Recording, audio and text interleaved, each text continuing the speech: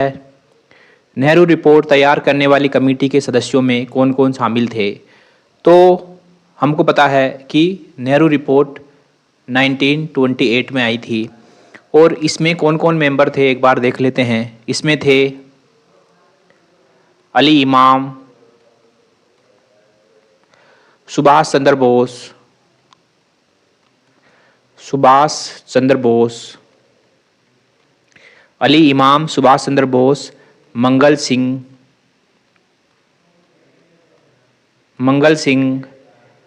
M S any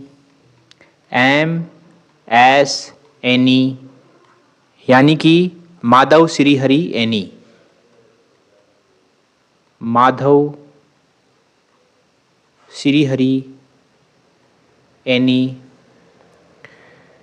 Shoaib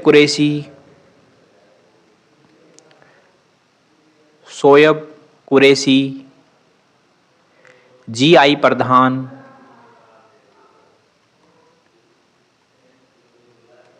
और तेज बहादुर सप्रू।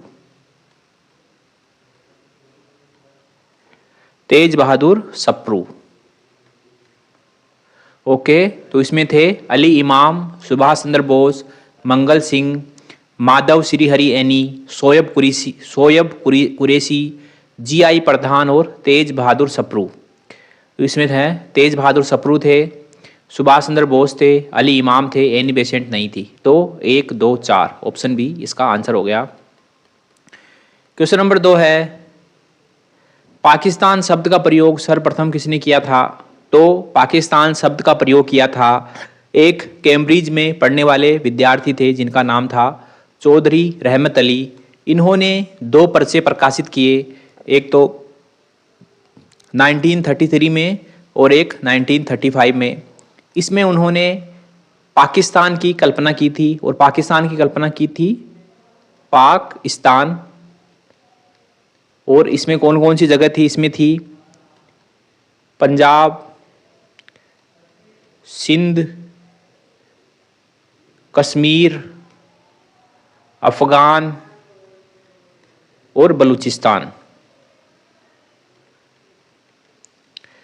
इनको मिलाकर उन्होंने पाकिस्तान पाकिस्तान बनाने की एक आइडिया दिया था। ठीक है। मोहम्मद अली जिन्ना, तो मोहम्मद अली जिन्ना मुस्लिम लीग के प्रमुख नेता थे। सर सैयद अहमद खां, तो सर सैयद अहमद खान ने ही मोमडन एंग्लो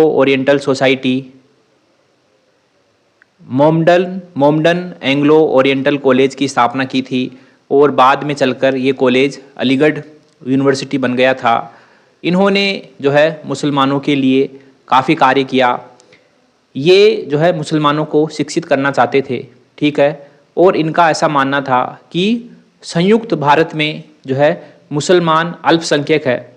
ठीक है, ऐसा इनका मानना था। और कुछ इतिहासकारों का ऐसा कहना है कि जो पृथक पाकिस्तान की मांग का जो सर्वप्रथम जिसने बीज बोया था, जिसने आइडिया दिया था, वे सर सैयद अहमद खान ही थे। मोहम्मद इकबाल, तो मोहम्मद इकबाल ने ही सारे जहां से अच्छा हिंदुस्तान हमारा गीत लिखा था। ये बहुत फेमस शायर, कवि, गीतकार थे। मतलब इन्होंने बहुत फेमस ये कवि थे, शायर थे। ठीक है, बहुत फेमस लेखक थे मोहम्मद इकबाल। क्वेश्चन नंबर 3 है, लाहौर अधिवेशन के संदर्भ में निम्नलिखित कथनों पर विचार कीजिए। पहला है, ये दिसंबर 1929 में संपन्न हुआ, एकदम सही। और इसकी अध्यक्षता की थी जवाहरलाल नेहरू ने। इसमें दे रखा है इसके अध्यक्ष वल्लभ भाई पटेल थे, जो कि गलत है। तो पहला सही, दूसरा गलत। वल्लभ भाई पटेल ने 1931 में जो कराची अधिवेशन हुआ था उसमें अध्यक्षता की थी। तीसरा है, इसमें पूर्ण स्वराज की घोषणा की गई, एकदम सही है।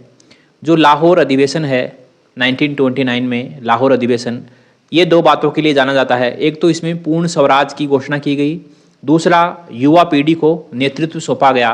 तो ये 2 बातों के लिए जाना जाता है। इसमें 1 और 3 सही है, डी ऑप्शन इसका आंसर हो गया। क्वेश्चन नंबर 4 है, मुगल काल के संदर्भ में निम्नलिखित कथनों पर विचार कीजिए। पहला है, मुगल दरबार की भाषा अरबी थी, गलत। मुगल दरबार की भाषा फारसी थी। दूसरा है, नस्तलिख लेखन की एक शैली थी। एकदम सही, पहला गलत दूसरा सही। तीसरा है चित्रकार मीर सैयद अली और अब्दुस समद का संबंध ईरान से था और इनको जो है भारत लेके आए थे हुमायूं, इनको भारत में हुमायूं लेकर आए थे। तीसरा सही है। चौथा है बिहजाद सफावी दरबार का चित्रकार था। एकदम सही। और बिहजाद इतना अच्छे चित्रकार थे कि इनकी चित्रकारी की वजह से जो सफावी दरबार की संस्कृति है वह जो है चारों तरफ फैली थी बिहजाद की वजह से। तो 2, 3, 4 सी ऑप्शन इसमें आंसर हो गया।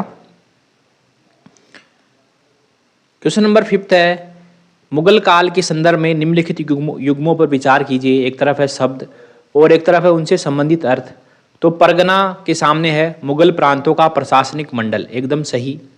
ये मंडल इसकी जो है इसमें सबसे पहले सूबा था, फिर उसके बाद सरकार थी, इसके नीचे सरकार, इसके बाद परगना और इसके नीचे गांव, ये व्यवस्था थी।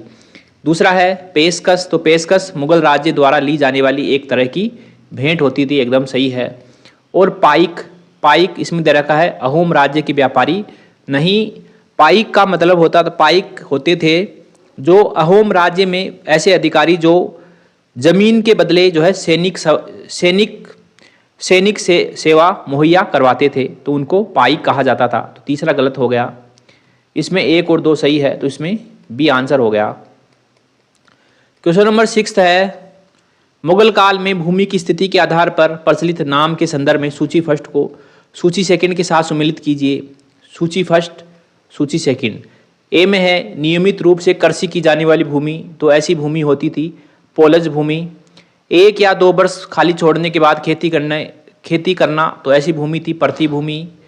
2 से 3 वर्ष प्रति रहना, तो ऐसी भूमि थी चाचड़ भूमि। और 4 से 5 वर्ष या इससे अधिक वर्ष वाली प्रति भूमि, तो ऐसी थी बंजर भूमि। ठीक है। तो ए में आएगा 2, ए में 2 इसमें है, इन दोनों में नहीं है। बी में आएगा 1, बी में 1 इसमें है। सी में आएगा 4, तो सी में 4, इसमें बी ऑप्शन सही है। ठीक है। तो क्वेश्चन नंबर 6 में बी आंसर हो गया। क्वेश्चन नंबर 7 है सूची फर्स्ट को सूची सेकंड से सम्मिलित कीजिए तथा नीचे दिए गए कूट की सहायता से सही उत्तर का चयन कीजिए। सूची फर्स्ट में है लेखकों के नाम और सूची सेकंड में उनसे संबंधित रचनाएं। तो विज्ञानेश्वर ने मिताक्षरा की रचना की, फकीरुल्लाह खान ने राग दर्पण की रचना की, मलिक मोहम्मद जायसी ने पद्मावत की रचना की और कल्हड़ ने रास तरंगिणी की रचना की।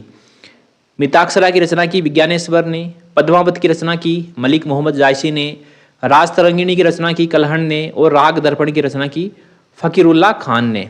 तो इसमें ए में आएगा 2, इसमें है, ये दोनों कट गए। बी में आएगा 4, बी में 4 केवल बी में है, तो इसमें बी आंसर हो गया। 7 में बी। क्वेश्चन नंबर 8 है मनुस्मृति के संदर्भ में निम्नलिखित कथनों में से कौन से कथन सही हैं। तो पहला है यह आरंभिक भारत के कानूनी ग्रंथों में से एक है। ठीक है, तो ये सही स्टेटमेंट है मनुस्मृति के बारे में। इसकी भाषा संस्कृत भाषा थी और इसकी लिपि थी देवनागरी लिपि थी। ठीक है, तो पहला इसकी संस्कृत भाषा थी और देवनागरी लिपि थी। इसके साथ साथ ही ये 2री शताब्दी ईसा पूर्व से 2री शताब्दी ईस्वी के मध्य की रचना है।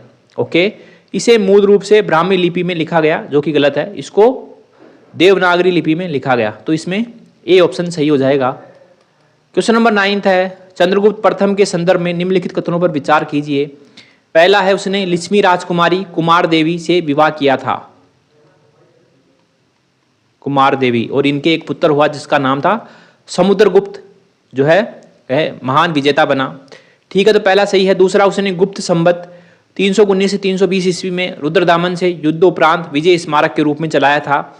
नहीं, जो चंद्रगुप्त प्रथम ने गुप्त संवत की शुरुआत की तो ये क्यों की थी कि 319-20 में उन्होंने अपना राज्यारोहण किया था, राज्य अभिषेक हुआ था उनका, इसलिए जो है राज्य अभिषेक के मौके पर उन्होंने गुप्त संबंध आरंभ किया। तो दूसरा गलत हो गया, पहला सही है। ए ऑप्शन इस पे आंसर हो गया। क्वेश्चन नंबर 10 है, गुप्त काल में राज्य के वर्गीकरण के संदर्भ में निम्नलिखित में से कौन सा बढ़ते हुए अनुक्रम में है?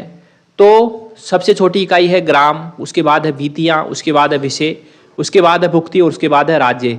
तो विषय के प्रधान थे विषयपति और भुक्ति के प्रधान थे उपरीक। तो इसमें बी ऑप्शन हमारा आंसर हो गया, बी ऑप्शन हमारा आंसर हो गया। ठीक है साथियों, तो इसी के साथ MCQ सीरीज का लेक्चर नंबर 148 समाप्त होता है। मिलते हैं अगले लेक्चर में, तब तक के लिए थैंक यू वेरी मच।